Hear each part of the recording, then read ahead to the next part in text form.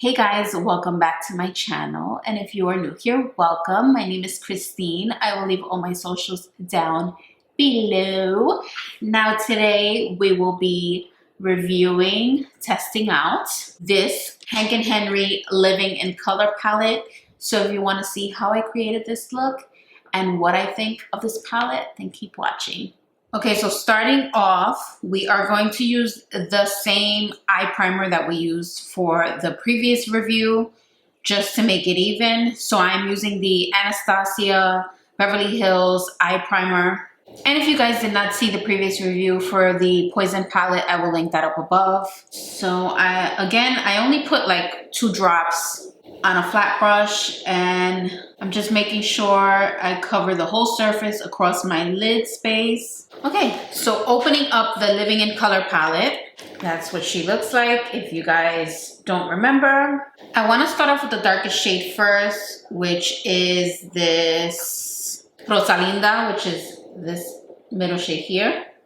And I'm going to take a more condensed brush. And when you're working with darker colors first, you kind of want to take your time with it. Take a little bit at a time. Do not go crazy because you don't want it to get muddy, and it can get muddy really fast. So that's the first color down. As you guys can see, it's super pigmented. There really was no kickback, as you guys can see. I want to dip into that next brown shade, which is Dragon Blood, which is this one here. And also, if I didn't tell you guys in the previous video, I do use a different eyeshadow brush per shade that I am using, just because it's easier to do the other eye and the colors don't mix. So I am applying this color directly on top of the previous shade. So far, these are the 2 colors laid down. Next, I definitely want to pick up that shade Prestige, which is this one here. Again, different brush. There is a little bit more kickback in the shade, just an FYI, but it's not much. And I'm going to apply the color directly on top of the previous shade. If you put your hand towards the end of the brush and turn your brush at a slight angle, you can have a lighter hand with it, and it'll blend more seamlessly. And if you see a little bit of a harsh line, what you can do is take the previous brush of the previous shade that you had applied with no extra product in it and just mesh those 2 colors together. That's looking really nice so far. I do want to take this metallic here. This is La Canela, which is this one here. And with a more fluffy brush, just apply some directly on the brow bone. Okay, I'm gonna cut my crease and then I'll be right back. Okay, so I did do the same thing on the other eye, as well as cut both of their creases just to save you guys some time. We're going to move forward. I want to use the shade Petticoat, which is this one here. So I'm taking a flat brush, and I could tell this is one of those shades where you want to use packing motions, not swiping. So I'm just patting it in, taking a little at a time.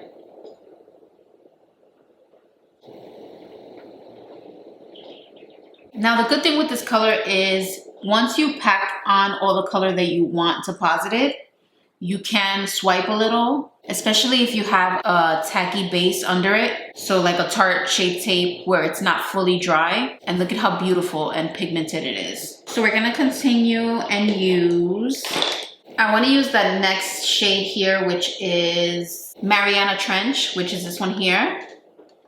And this color, it is crumbling a little bit. So this is another color where you want to pack on, because if you swipe, it'll start crumbling and falling off of your face.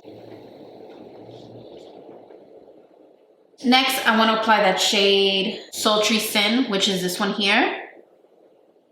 And I'm applying it directly next to the previous shade. And for some reason, looking at these colors in the palette, they don't do them justice. when you have them on the lids, they're like chrome, kind of like shifty colors. I'm really enjoying them. Now, of course, you want to make sure, using this many colors, you want to make sure they're blended well. They're blended very nicely. Next, I want to grab the shade For Sha, which is this one here, this middle shade.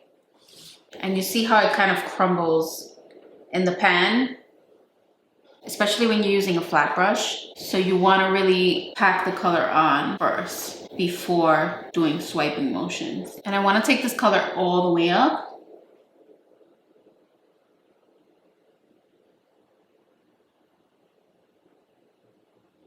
See, there is a little bit of fallout, but that is fine. I purposely did not apply my complexion products for that reason.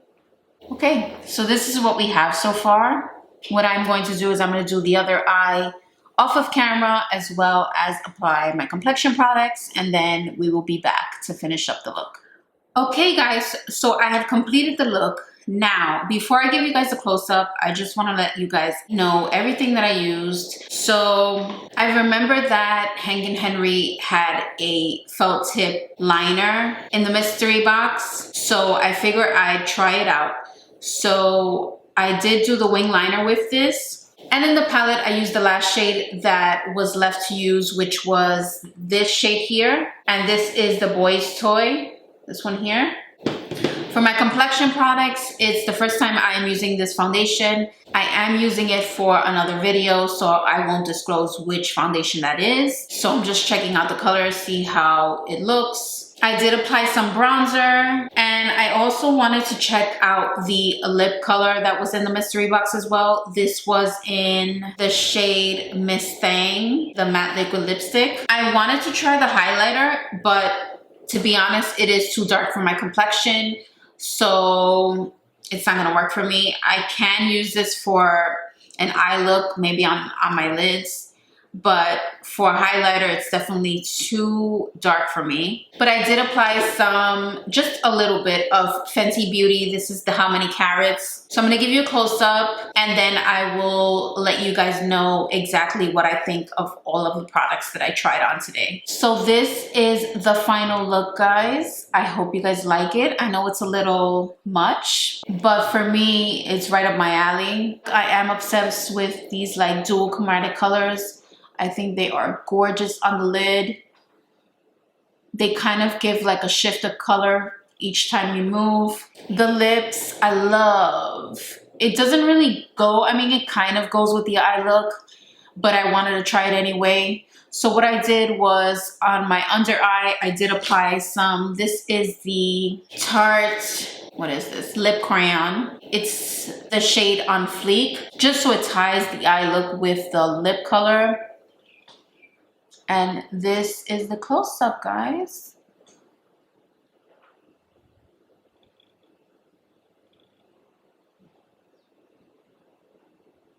So what do I think of the products that I tried? Going down the list, the Living in Color palette. I think it's a really cute palette.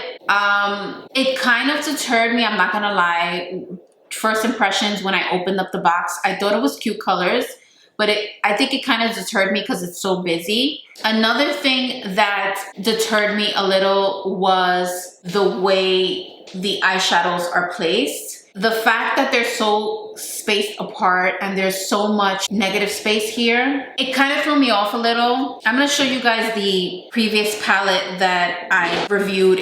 You see, this looks more organized than this, to me, in my opinion. And this is just me nitpicking, but I'm just giving you guys my honest first impressions. I think there was another makeup brand that did something like this. I think it was Too Faced, if I'm not mistaken. They did something similar to this, and anything that looks like different compared to your regular placement of eyeshadows, to me, it just throws me off. And that's just my honest opinion. But did it deter me from the palette? Absolutely not. The colors are beautiful. I just would have loved if he would have used more of the negative spaces and made bigger eyeshadow pans. That's just my opinion, and that's just me nitpicking. In terms of the shades, of course, I used all of the shades in this palette. All of them were highly pigmented. The only thing for those dual chromey colors, which are all these up here and these two down here, I would just recommend applying them in patting motions first. And then once you have the colors deposited, you can swipe back and forth very lightly just to blend it in. But I think this is a beautiful palette. Nonetheless, I enjoyed it. I actually